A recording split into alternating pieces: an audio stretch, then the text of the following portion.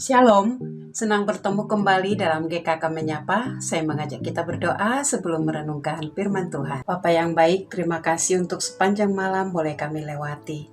Pagi ini kami siap untuk mendengarkan kebenaran firman-Mu, menjadi kekuatan, menjadi penuntun di dalam kami menjalani sepanjang hari ini.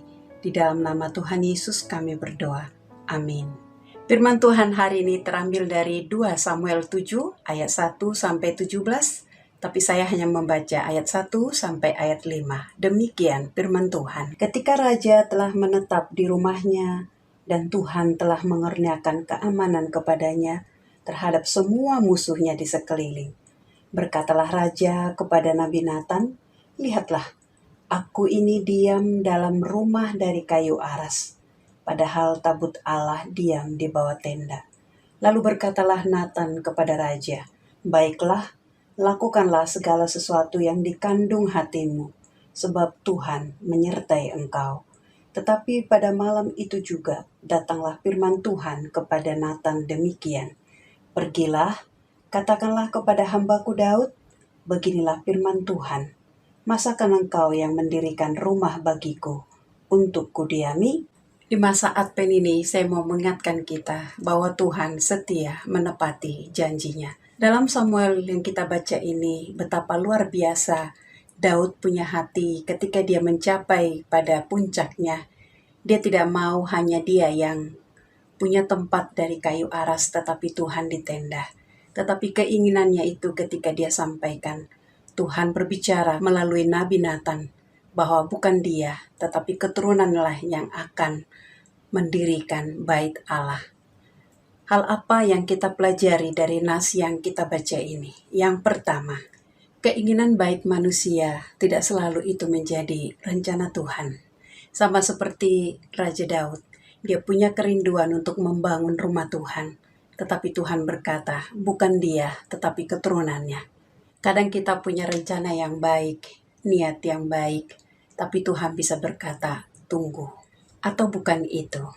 Lewat hal ini kita belajar bahwa biarlah kita di dalam setiap kerinduan, di dalam setiap niat, kita boleh bergumul di hadapan Tuhan.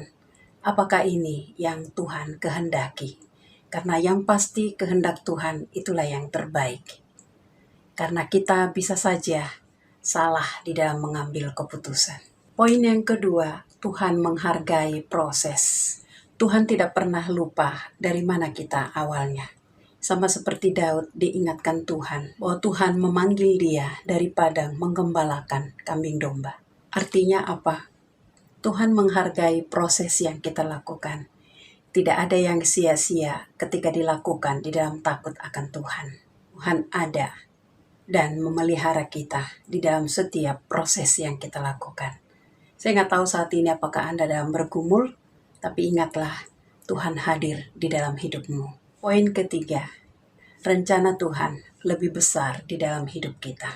Daud ingin membangun rumah Tuhan saat ini, tetapi Tuhan justru berjanji memberikan rumah yang aman bagi bangsa Israel, dan bukan hanya saat ini, tetapi sampai masa depan, yaitu sampai kepada keturunannya.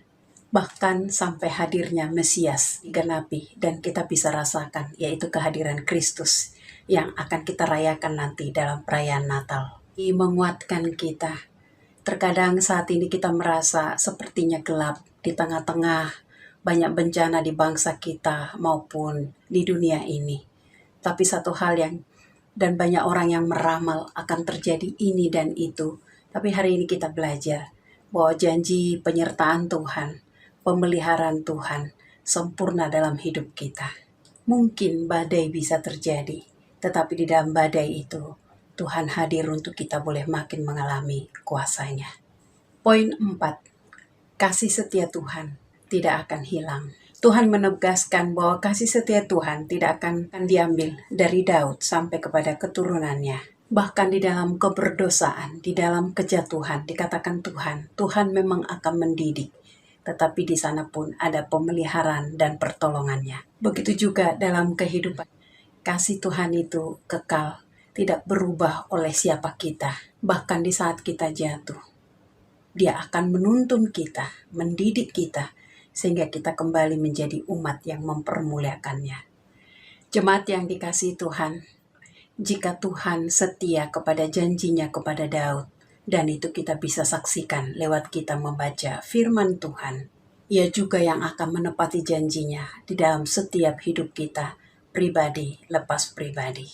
Bagian kita pegang firman-Nya, percaya firman-Nya, pelajari firman-Nya untuk kita lebih mengenalnya, dan biarlah di masa Advent ini boleh diingatkan, biarlah hidup kita selaras dengan kehendak Tuhan. Maka rencananya selalu jauh lebih indah dari apa yang kita rencanakan. Mari kita berdoa. Tuhan, terima kasih untuk kebenaran firman-Mu hari ini. Jujur di tengah-tengah pergumulan ketika kami menjalaninya dan menunggu waktu yang panjang, hati kami bisa resah, bisa khawatir, bisa sedih. Tapi hari ini kami mau belajar bagaimana Tuhan boleh berjanji kepada Daud dan Tuhan menepati walau waktu yang panjang. Dan kami siap menantikan jawaban Tuhan. Kami hanya berdoa, anugerahkan kami hati yang percaya, hati yang boleh sabar bahwa kehendak Tuhan, rencana Tuhan di dalam hidup kami pasti yang terbaik. Tidak ada kebetulan yang terjadi dalam hidup kami. Allah memegang kendali dan Allah bisa mengubahkannya, mendatangkan berkat dalam hidup kami. Terpujilah Engkau Tuhan Yesus, di dalam nama-Mu kami berdoa. Amin. Langit selalu biru, tetapi Dia berjanji selalu menyertai.